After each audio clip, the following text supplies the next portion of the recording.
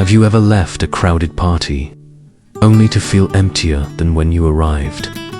Have you ever smiled, talked, socialized, yet deep down felt absent from your own life? If you've ever felt that way, perhaps you're not lonely. Perhaps you're simply more awake than the majority. And today's journey is about understanding why intelligent, experienced people often choose silence over crowds. There are things we don't realize we've lost until it's too late. Our mind, our time, our peace. I used to believe that. Avoiding socializing was a weakness. But slowly I realized, sometimes stepping back from the world isn't about hating anyone. It's about learning to love yourself in a more mature way. And in this series of videos, I want to share that path, not through lofty philosophy, but through things that are deeply human, genuine, and gentle. In 30 years of working with hundreds of patients and students over the age of 50, I discovered something fascinating. The more intelligent and profound a person is, the more easily they grow tired of crowds. Not because they are weak, but because they feel more, they see more clearly, and they lose patience for what is shallow. If you too are entering that stage, where you long for simplicity in your mind, in your connections, and within yourself, then this is a journey you shouldn't miss. I want you to imagine a very simple, but very real moment. You are sitting alone, maybe by the window, with a warm cup of tea. Outside, the afternoon sunlight gently filters through the glass. No one is disturbing you. No phone calls, no emails, no messages. Just you, with a quiet stream of thoughts beginning to unfold. And then, something begins to form. Maybe a new idea, an old memory resurfacing, or simply a question you've never asked yourself.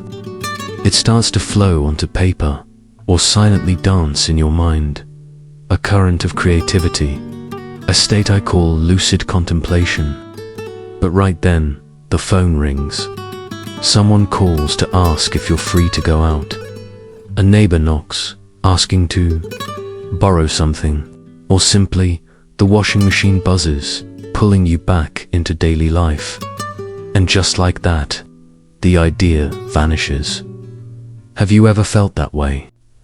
I share this because I've witnessed it countless times, not only in myself, but in so many patients, clients, and students I've worked with over the past 30 years. People who were once doctors, teachers, artists, or simply thoughtful, seasoned souls. They told me that after retiring, or when life slowed down, they discovered something precious: time to think, time to do nothing except listen to themselves. But sadly, just when they begin entering that awakened state, the world around them doesn't allow them to hold on to it for long. Little demands, casual social calls, just for fun invitations, like gusts of wind, blowing out the small but sacred flame inside them. I remember one patient, her name was Judith. 62, she had taught literature for over 30 years. After retirement, she began writing again, something she had dreamed of her entire youth. She told me that every morning, after brewing her coffee, she would handwrite a few lines in her journal.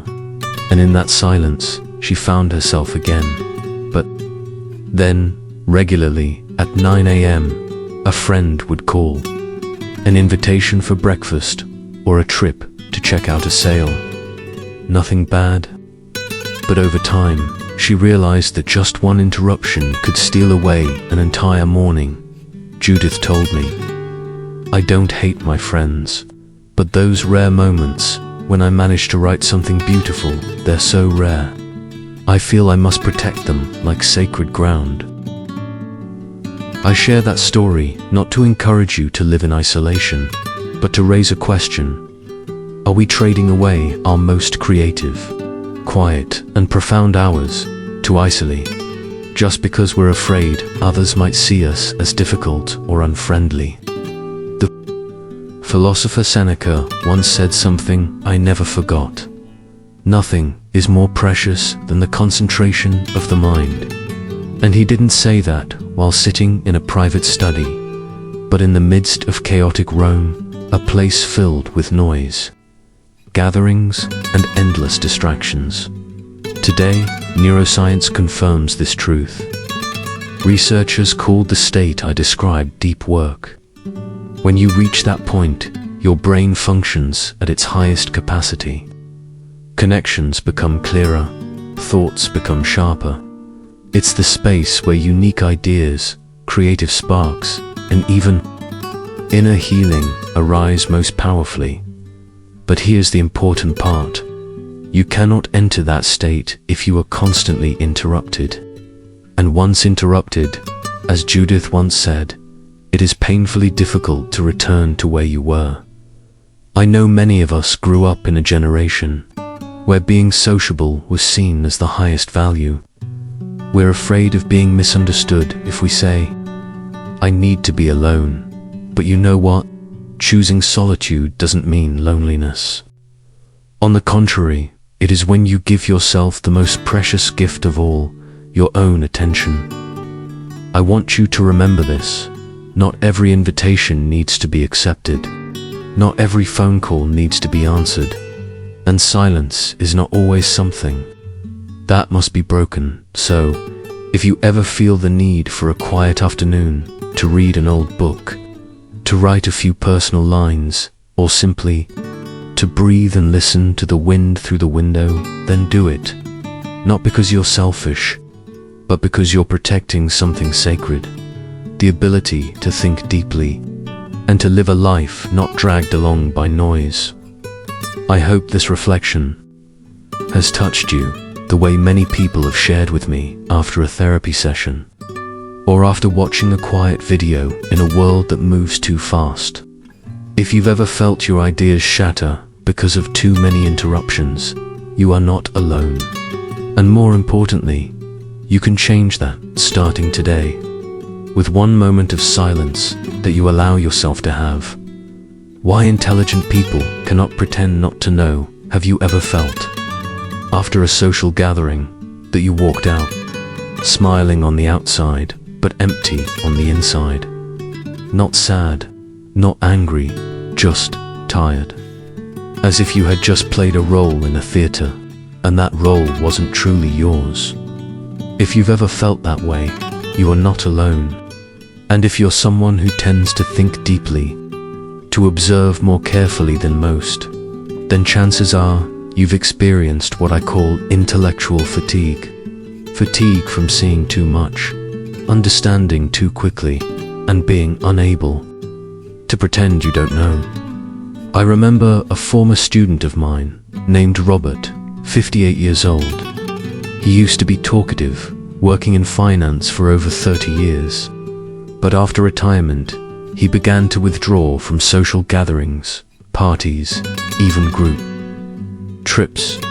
When I asked him why, he said something I'll never forget.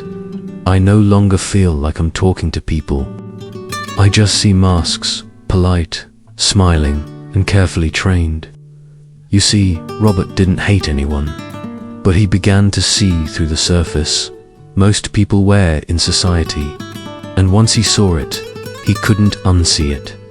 There's something fascinating about intelligent people, and I don't mean geniuses, just those who think deeply, analyze quickly, and are especially sensitive to emotions.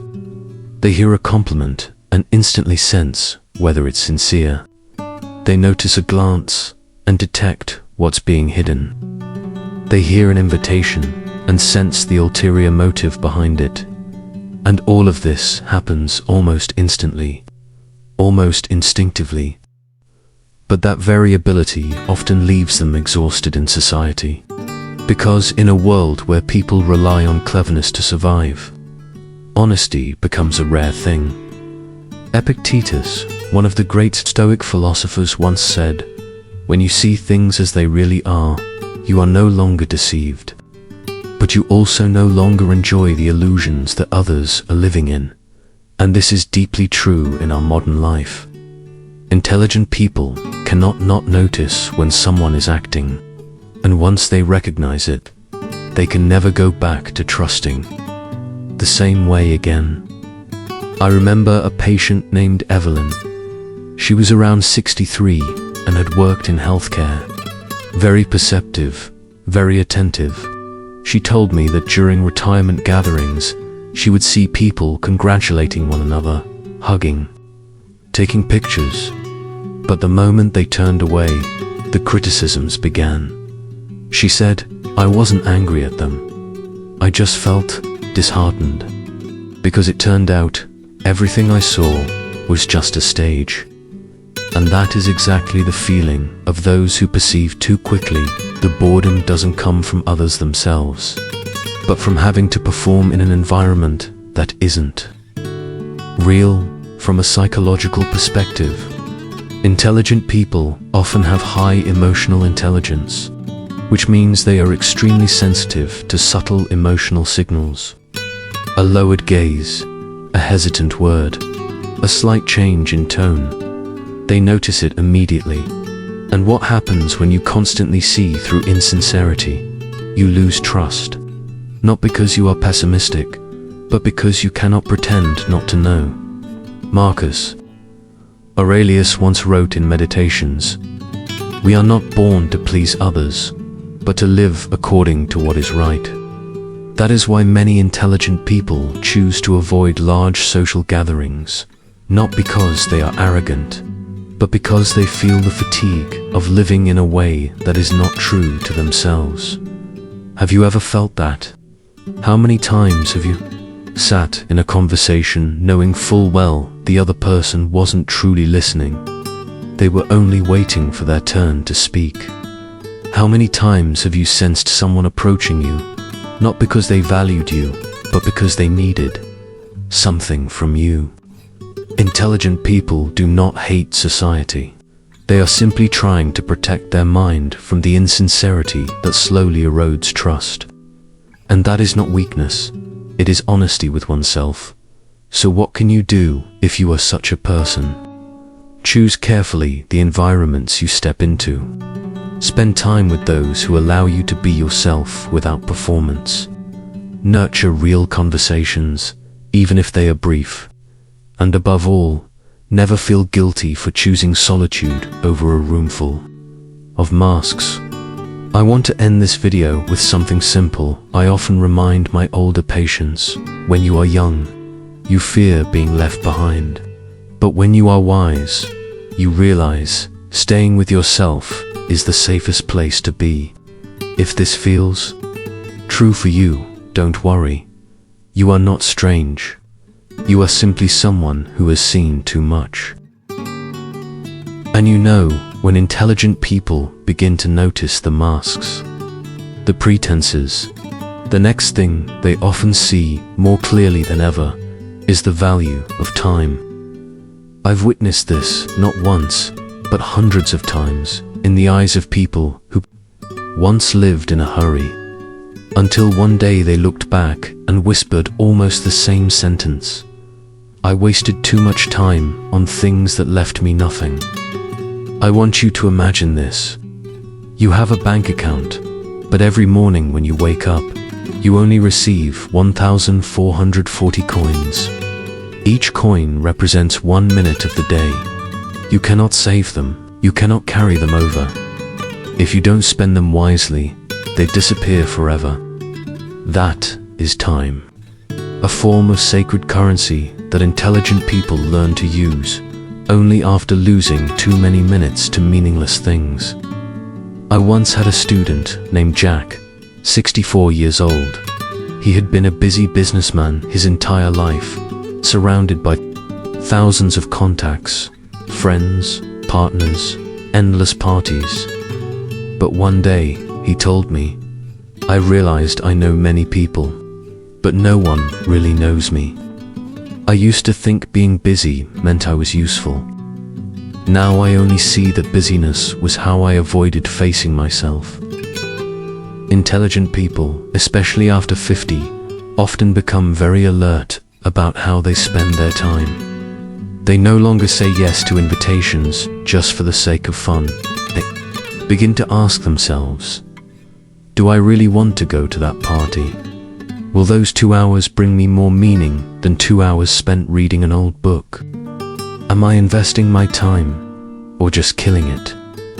There is a clear difference in how intelligent people see time compared to the majority. For them, time is not something to be filled, but something to be protected. Not something to simply pass, but something to become. Marcus Aurelius, one of the great Stoic sages, reminded himself each day, do not waste the rest of your life living someone else's life. And I believe, when you've spent decades pleasing others, following social expectations, engaging in conversations you never cared about, there comes a point when that truth becomes crystal clear. I know you may sometimes be misunderstood. When you decline a coffee invitation, they may call you distant. When you stay home to write, to meditate, or simply to sit in silence, they may label you strange. But you know what? Only you will live with yourself for a lifetime. No matter how kind others are, they cannot live in your place. Intelligent people understand this. If you don't guard your time, others will spend it for you, with messages, with emails, with long conversations that leave nothing behind. And have you ever felt that? You attend a gathering, listen to small talk, neighborhood gossip, celebrity news, then return home with a sense of emptiness, not angry, not sad, just simply feeling that a piece of your day has been lost, and nothing meaningful was gained in return. I once worked with a woman named Linda, 59, widowed, living alone, with no children. She told me, every day of my life is a final chapter, and I want that chapter to be beautiful. It is profound, isn't it? Because when you begin to see time as a limited film, you start choosing the scenes, the dialogue, and the people you allow to appear in that script. And intelligent people, precisely because they understand this, so well often seem more selective, less present, but far more alive. I'm not suggesting you cut off every social interaction or become a recluse. I only hope you ask yourself one question whenever someone asks for your time. Will this moment bring me closer to the person I want to become? Or is it pulling me further away from myself? Seneca, another Stoic philosopher, once said something that still feels like a warning. Everyone complains of not having enough time, yet they live as if time were endless. And you know what? We cannot lengthen our lifespan, but we can deepen each day that we live. So, if you find yourself becoming more picky about how you spend your time, don't worry. That's not a sign of isolation, but of maturity. You're choosing to live with intention.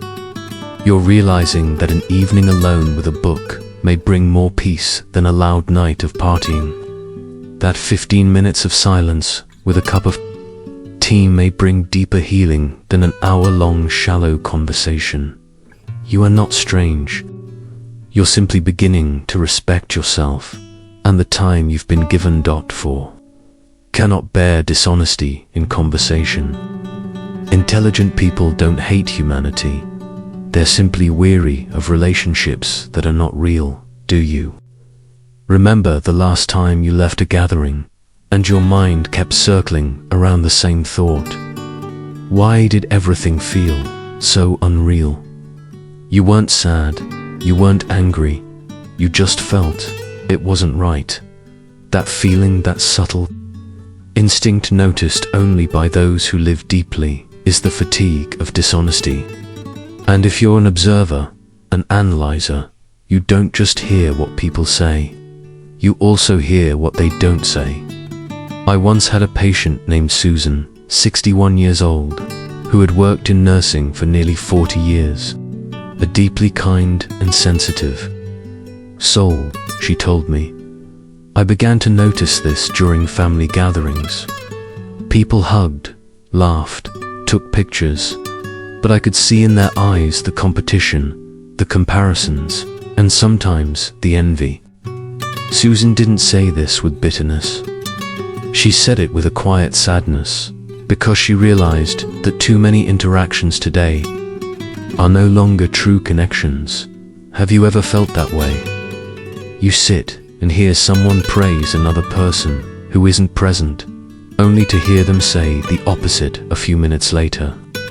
You hear sweet words, but you clearly sense their heart isn't in it. Marcus Aurelius once wrote, "Say only what you believe to be true, and if you are not sure, remain silent."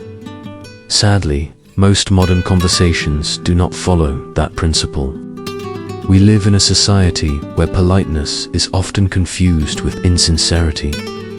I remember another student, Michael, 57, a former lawyer.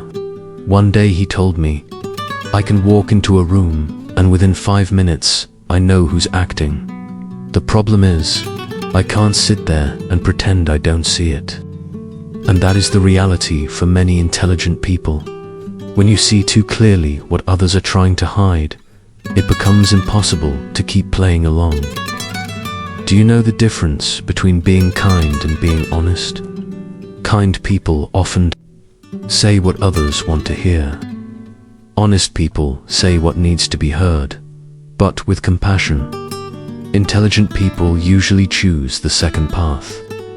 They don't feel the need to please everyone. They simply want to live truthfully, speak sincerely, and avoid conversations that lack authenticity. I once had a friend, a philosophy teacher, a few years older than me. One day she said, "I'd rather sit alone in silence than force a smile with people I know don't really like me. I don't hate them. I'm just tired of performing through the entire evening." And you know what? That's not an extreme attitude. It's a form of protecting one's mental health. In psychology, there is a term called cognitive dissonance, the inner conflict that arises when words and emotions don't match. The sensitive mind picks this up immediately, and the more such dissonance they face, the more drained they feel. That is why, when an intelligent person declines a class reunion or avoids large social gatherings, it isn't arrogance. It's self-preservation. It's protecting their mind from unnecessary disturbances. Epictetus once said, "If you cannot improve the conversation, it is better to remain silent." And it's true. Sometimes, the silence of an intelligent person is not coldness, but choice. They stay silent because they understand not every conversation deserves their presence, and not every celebration requires them to be there to feel complete. So, I want to say this to you. If you've ever felt out of place in society because you are too sensitive to insincerity, there is nothing wrong with you. You are not too sensitive. You are simply someone who still holds a high standard for authenticity.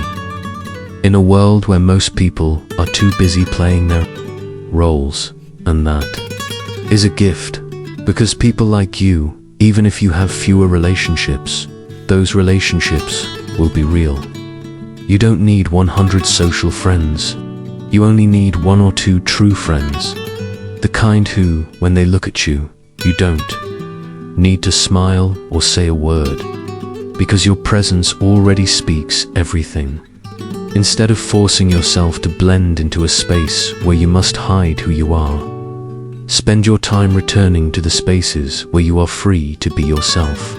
Instead of faking a smile in a noisy room, choose to sit in a quiet room with a good, honest book. But not continuous connection. And not every connection makes you deeper. You need connection with the right people at the right time, in the right way, the rest of the time. You need connection with yourself. I remember a period in my life when I used to fear solitude. On quiet evenings, I would turn on the TV just to hear voices. On empty weekends, I would fill my schedule with meetings. But eventually, I realized it wasn't solitude I feared. I only feared facing the unhealed thoughts within me. And when I learned not to run away from myself, solitude stopped being frightening. It became a gentle companion. Epictetus once said, "When you have learned how to converse with yourself, you will never feel the lack of anyone else." And I find this truer than ever, especially for those who are mature, who have worn many masks in life, and who finally long to be themselves once and completely. So, if you find yourself needing more time alone, if you find that quiet mornings are more valuable than noisy gatherings, if you begin to prioritize an afternoon of journaling over a quick coffee chat, know that you are returning to the most important place in life, your inner self. Intelligent people need solitude, not because they reject the world, but because they know only in stillness does thought take root. Only in peace does creativity appear, and only in solitude can their true self breathe. 6. Cannot stand social hierarchies. Intelligent people don't hate success. They simply refuse the theater required for recognition. We just spoke about solitude as a sacred space for deep thought. But there is another reason why many intelligent people, especially the experienced, withdraw from crowded spaces. They cannot stand hidden hierarchies. Think back to the last time you attended a party, a meeting, or a workplace gathering. Did you notice these things? Who was the one receiving the most attention? Who was always followed by laughter? Always nodded at even when their words lacked depth? Who chose to remain silent, even though they clearly had more valuable insights to share? I once worked with a patient, Henry, 65, a former CEO of a large company. When he retired, he told me something I'll never forget. "I don't regret working hard my whole life, but I do regret spending so many years in rooms where value was measured by rank, not by depth of thought." And you know what? Many intelligent, introverted, sensitive people, they are not skilled at performing. They don't enjoy fighting for the microphone. They don't care to polish their image. They simply want to be themselves. But in most social systems, from workplaces to organizations to extended families, sincerity is often overshadowed by cleverness. Marcus Aurelius, a wise emperor, reminded himself each morning, "Fame is nothing. The applause of today will be the silence of tomorrow." Stoic philosophy does not deny the value of recognition, but it always reminds us true worth comes from within, not from the seat you occupy in a crowded room. Have you ever felt this? You sit in a meeting and realize the one being heard is not the one who is right, but the one who holds more power. You witness laughter, flattery, applause, not born of agreement, but of fear, knowing that person holds the authority to decide their future. And you wonder, why must we live in a system where honesty is overlooked, while flattery is rewarded?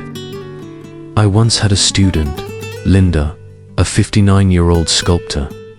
She told me she avoided big art exhibitions and prestigious conferences because "I cannot stand how people measure the value of art by the fame of its creator, instead of the real emotion the work brings." And this doesn't only happen in the workplace. It seeps into family gatherings, class reunions, anniversaries, spiritual retreats, even meditation groups. You walk in and quickly notice who is at the top, who has their followers, who holds influence simply because they were once well known. For intelligent people, once they see that hidden hierarchy, They cannot pretend. They don't. And so, they choose to leave. Not because they look down on others, not because they think themselves superior, but because they refuse to play a game they do not believe in. I once told a student this: you are not quitting. You are simply refusing to play on a stage where the prize is not worthy of your true value. You may not be seated at the center of the table. You may not be the one whose name is announced first at big events, but you are the one who, when you speak, your words come from true awareness, not from the need to impress. And you know what? That is a freedom no hierarchy can grant. Stoicism teaches that inner value cannot be shaken by the gaze of others. Epictetus once said, "If you need someone's permission to be yourself, you have already handed them the chains to your soul." So, if you find that you don't fit into environments filled with rivalry, pretension, and hierarchy, if you feel out of place because you dislike strategic networking, if you choose silence over flattery, withdrawal over competition, congratulations, you are not weak. You are simply someone who has seen through the game and chosen not to play. I want you to remember this: not everyone sitting at the center of the room is the happiest. And not being in the spotlight doesn't mean you've lost. Sometimes it is in the quiet corner of the room where a lucid mind sits, silently observing, while holding fast to its integrity. 7 intelligent people detect manipulation quickly. They don't hate people. They just cannot ignore it when they sense someone hiding an agenda. Have you ever experienced this? You meet a stranger. They smile warmly, speak sweetly, their eyes full of goodwill. But within less than 5 minutes, a quiet voice in your heart whispers, "This person doesn't really care about me. They want something." Intelligent people don't need to be on guard to recognize manipulation. They feel it through the tiniest signals: a glance that shifts too quickly, a compliment that's a little too smooth, a seemingly harmless question asked at the perfect spot to extract something from you. I remember a student named David, 60 years old, a retired psychologist. He told me that at charity events or networking gatherings, he could always tell who genuinely wanted to connect and who was simply scanning the room for someone to use. He said, "I don't blame them. Everyone has their reasons, but I can't pretend I don't see it. And once I see it, I no longer want to stay." That is why many intelligent people are often perceived as distant. Not because they are cold, but because they are too clear-eyed. And the price of such clarity is that you can no longer enjoy the carefree games that others so easily lose themselves in. Epictetus, the Stoic philosopher, once said, "Freedom begins the moment you see things as they are, not as you wish them to be." And as you live long enough, with enough experience, your mind becomes refined. You don't just hear words, you hear between the lines. You don't just notice the smile, you see the lips tighten afterwards. You don't just sense kindness, you ask yourself, is this kindness conditional? I once worked with a woman named Rachel, 63, a former investment advisor. She shared that after a painful divorce, she began to realize manipulation doesn't only come from ill-intentioned people. It also comes from those who know how to make you feel special, so that later, when you are vulnerable, they can ask for something in return. She told me, "I'm no longer easily moved by sudden gestures of care. I wait to see what comes after." Intelligent people are not paranoid. They simply have a longer memory and sharper emotional intelligence. They notice when you say one thing but act another. They notice when you praise someone publicly, then shift your attitude behind their back. And you know what? Once they recognize manipulation, their trust is never whole again. I once told a student, intelligent people don't need you to be perfect. They only need you to be honest. Manipulation, no matter how subtle, is still a betrayal of trust. And the more sensitive, the more awake a person is, the deeper they are wounded when they realize they've been used. That's why they learn to walk away before they have to heal. They withdraw not because they are weak, but because they don't want to keep wasting time patching up a wounded heart. Marcus Aurelius reminded himself each day, do not let your soul be tied down by the purposes of others. And that is what I want you to remember today. You don't always have to be available to give. You have the right to ask, what am I receiving from this relationship? Do they come to me because of who I am or because of what I can give? Am I truly being heard or merely being emotionally mined? And you know what? You have the right not to answer. You have the right not to show up. You have the right to leave any game where you feel you are being treated as an exchangeable commodity. Intelligent people do not close their hearts. They simply open them selectively. And that is not selfishness. That is wisdom. 8 true connections are rare.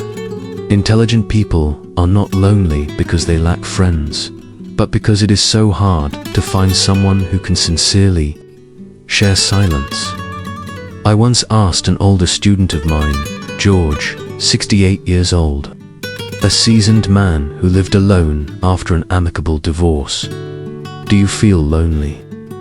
He looked at me and answered with a slow shake of his head, I only feel lonely when I have to pretend to be someone else just to be liked. Have you ever felt that way? You sit among a group of old friends, laughing and chatting loudly, but deep inside, you know that no one there truly sees you. You share something heartfelt, only to receive a forced smile, an awkward deflection, or a quick change of subject. And you learn one thing, a crowded place is not always a connected place. Intelligent people are often introverted. They are not skilled at blending in smoothly, nor do they enjoy endless small talk. They search for truth, for empathy, for conversations that touch the essence of being human. But most interactions today stay only on the surface. I remember a woman named Clara, 261, an artist. She told me, I have 100 acquaintances, but only one person has ever truly asked me, are you feeling at peace? That question I will never forget. True connection does not come from the number of meetings. It comes from the quality of presence. You don't need someone who talks a lot. You need someone who can look at you, listen to you, and not try to fix you. Marcus Aurelius once wrote, stay close to those who make you better.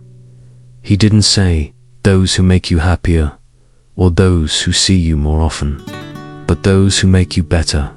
A true connection always brings you closer to your deepest self. False connection always forces you into more roles. And you know what makes intelligent people feel out of place? It's not because they want to shut themselves off.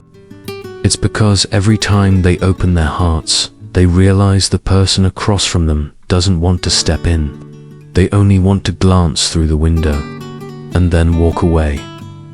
I once worked with a man named Vincent, 70 years old, living in a quiet countryside, a former teacher. He told me something I will always remember.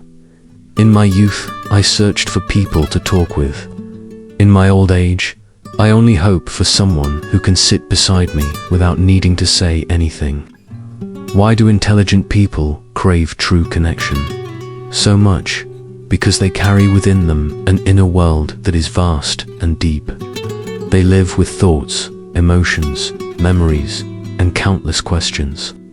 And sometimes They just want to find someone they can invite into that world, without needing to guard the door. But you see, that world does not open for those who come in a hurry. You must be real enough, quiet enough, patient enough, and that is why they don't connect with many. But once they do, it is profound. You may not have 50 close friends, but if you have even one friend who, when you cry, doesn't need an explanation, if you have one person who doesn't feel awkward when you are silent, if you have one person who doesn't walk away when you speak your truth, then you have something that hundreds of gatherings can never give you. Stoic philosophy teaches we do not need many relationships. We need relationships with virtue. And virtue in connection is truth, listening, and the absence of judgment. Intelligent people, because they understand this, choose carefully. They don't give away trust too easily. They don't build intimacy in haste. And sometimes they choose solitude rather than something shallow. I once told a friend, 1 hour of silence with a real soul is worth more than 10 hours of talking with someone who only listens to reply.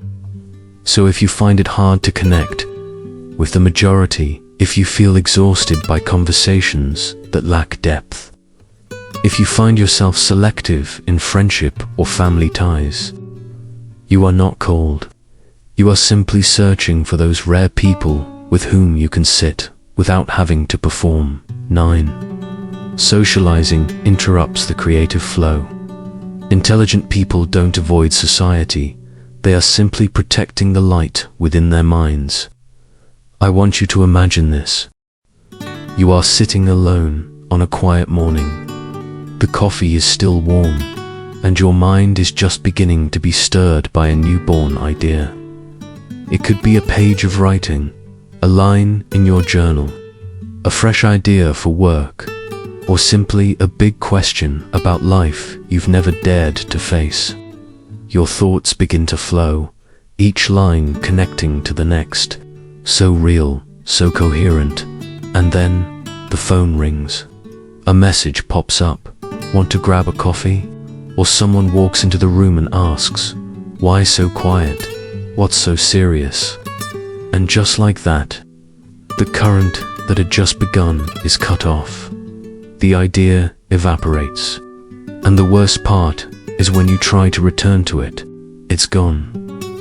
I once worked with a patient named Thomas, 62 years old, a retired graphic designer living in Oregon. He told me he often wakes up at 4 a.m. to paint, because only when the world is still asleep can he fully be himself. He said, just one unexpected phone call, one knock at the door, and I lose the entire morning. Not because I'm angry at them, but because the ideas in my head won't wait. That's exactly what outsiders don't understand. They think, it's just thinking, what's the big deal? But intelligent people know that creativity is a fragile creature. It doesn't arrive on schedule. It doesn't come when you demand it. It comes when you are quiet, still, authentic. And it will leave if you cannot protect that sacred quiet space. Marcus Aurelius once wrote, we are not disturbed by things themselves, but by our thoughts about them. He didn't live in the age of smartphones, no emails, no social media, but he already understood this. Every time you allow yourself to be pulled out of deep thought, you lose a piece of your purest creativity. Have you ever felt this? You're reading a good book, and someone asks, are you free? Let's go to the store. You're writing, and a family member opens the door, turns on the TV, and says, why sit in here all day? You're simply sitting in silence, and you're labeled distant. For intelligent people, silence is not emptiness. It is a working state. It is where ideas are born, where healing begins, where clarity is sharpened, and any social interruption, no matter how small, can break that process. I once had a friend, a poet named Eliza, 59 years old. She told me that sometimes she would compose a beautiful verse in her mind while washing dishes. But if someone interrupted with a casual question, "What's for lunch?" the flow vanished instantly.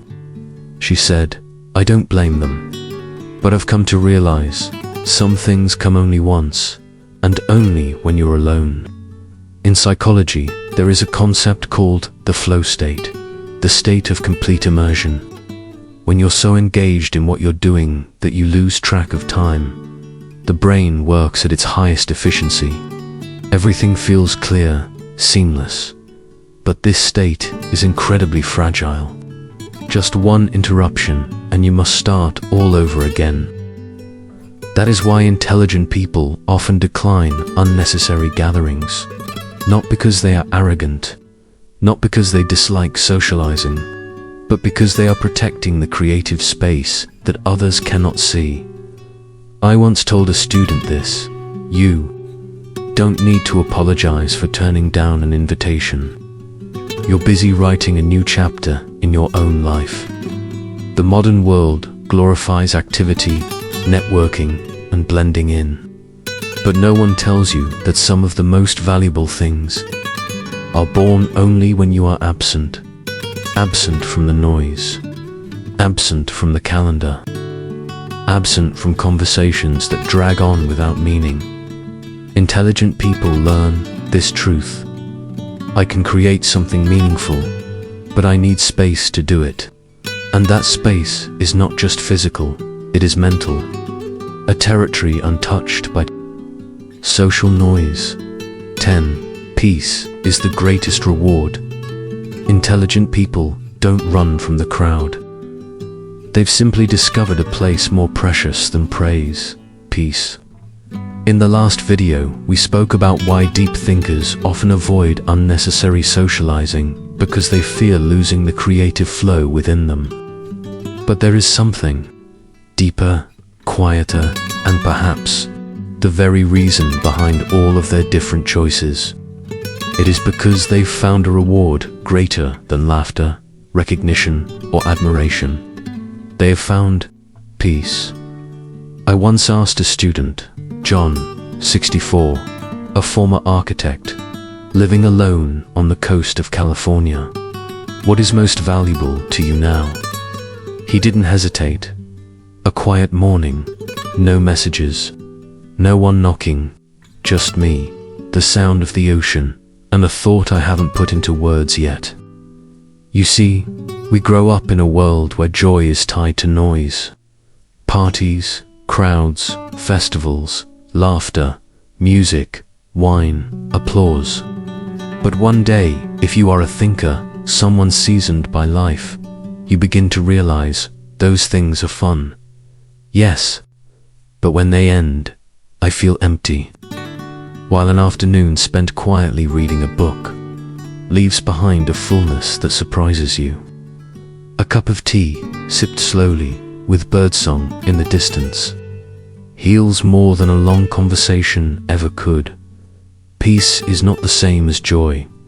Joy comes quickly, brightly, then fades. Peace is quiet, but it remains. I remember a friend of mine. She was once a journalist, very famous, with a packed schedule, always invited to speak. But after turning 50, she began to withdraw from social media, decline interviews, even switch off her phone 3 days a week. She told me it took me more than 20 years to realize one thing: no one can give you peace. You have to protect it yourself. Intelligent people, after years of hearing every kind of noise from the outside, finally learn to cherish the silence within. And once they have tasted the flavor of true peace, they no longer trade it so easily. They would rather miss a gathering than lose an evening of journaling. They would rather decline an exciting invitation than give up a quiet morning. Without hurry. Marcus Aurelius once wrote, "Withdraw into yourself. The inner realm is where you find the surest refuge." Peace is not about escaping the world. It is about finding a place that no one can take away from you. Have you ever felt this? You attend a gathering, people laugh, talk, the room is full of noise. You laugh too, you join the conversation. But when it's over and you head home, nothing remains inside. You feel tired, empty, as if you spent all your energy just to play the role of being social. Then you return home, sit down, play some gentle music, exhale deeply.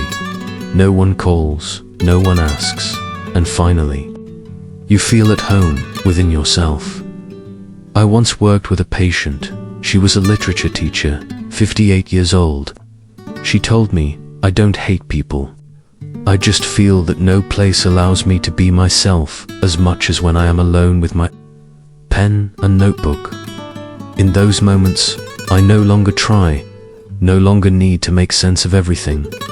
I just live, and that is enough."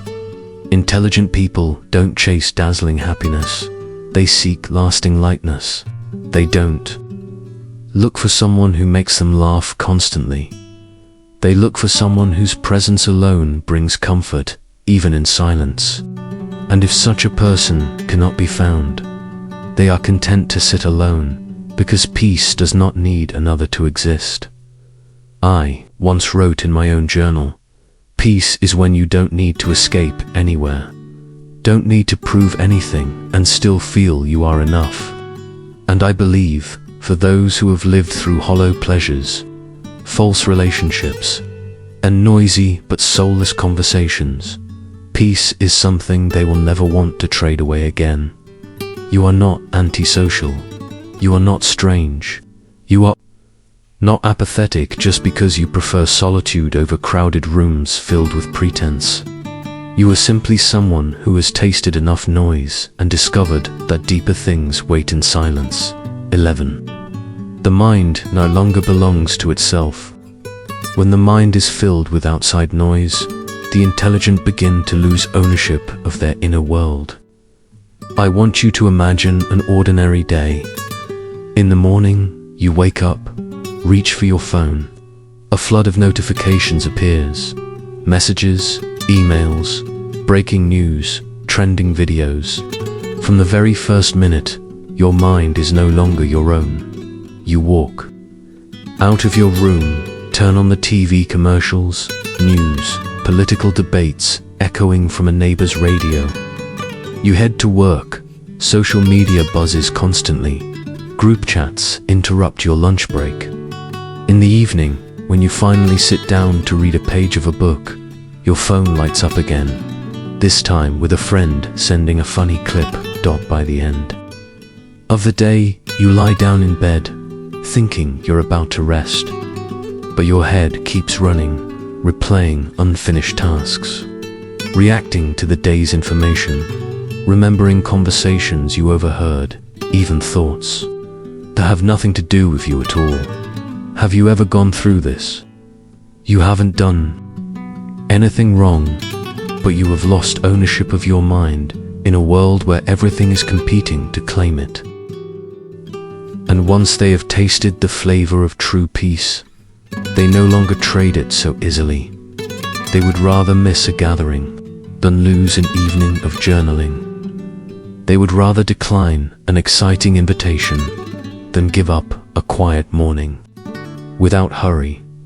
Marcus Aurelius once wrote, "Withdraw into yourself. The inner realm is where you find the surest refuge." Peace is not about escaping the world. It is about finding a place that no one can take away from you. Have you ever felt this? You attend a gathering, people laugh, talk, the room is full of noise. You laugh too, you join the conversation. But when it's over and you head home, nothing remains inside. You feel tired, empty, as if you spent all your energy just to play the role of being social.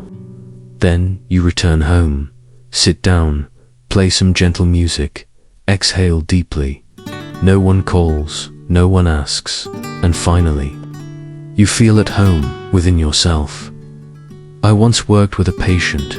She was a literature teacher, 58 years old. She told me, "I don't hate people. I just feel that no place allows me to be myself as much as when I am alone with my pen and notebook. In those moments, I no longer try, no longer need to make sense of everything. I just live, and that is enough." Intelligent people don't chase dazzling happiness. They seek lasting lightness. They don't look for someone who makes them laugh constantly. They look for someone whose presence alone brings comfort, even in silence.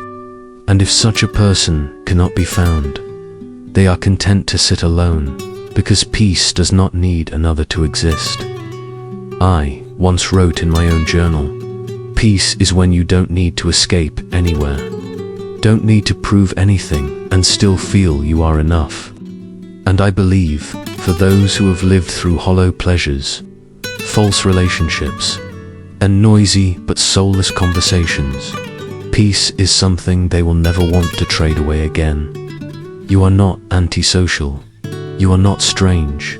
You are not apathetic just because you prefer solitude over crowded rooms filled with pretense. You are simply someone who has tasted enough noise and discovered that deeper things wait in silence. 11. The mind no longer belongs to itself. When the mind is filled with outside noise, the intelligent begin to lose ownership of their inner world. I want you to imagine an ordinary day. In the morning, you wake up, reach for your phone. A flood of notifications appears. Messages, emails, breaking news, trending videos. From the very first minute, your mind is no longer your own. You walk out of your room, turn on the TV commercials, news, political debates echoing from a neighbor's radio. You head to work, social media buzzes constantly, group chats interrupt your lunch break.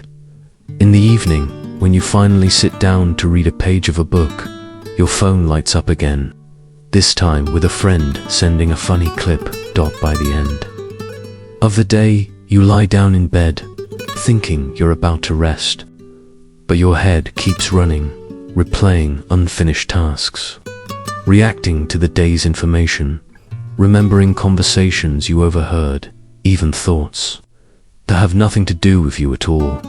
Have you ever gone through this? You haven't done anything wrong, but you have lost ownership of your mind in a world where everything is competing to claim it. 12. The older you get, the more selective your connections become. The experienced are not afraid of loneliness. They are only afraid of being in the wrong place with the wrong people.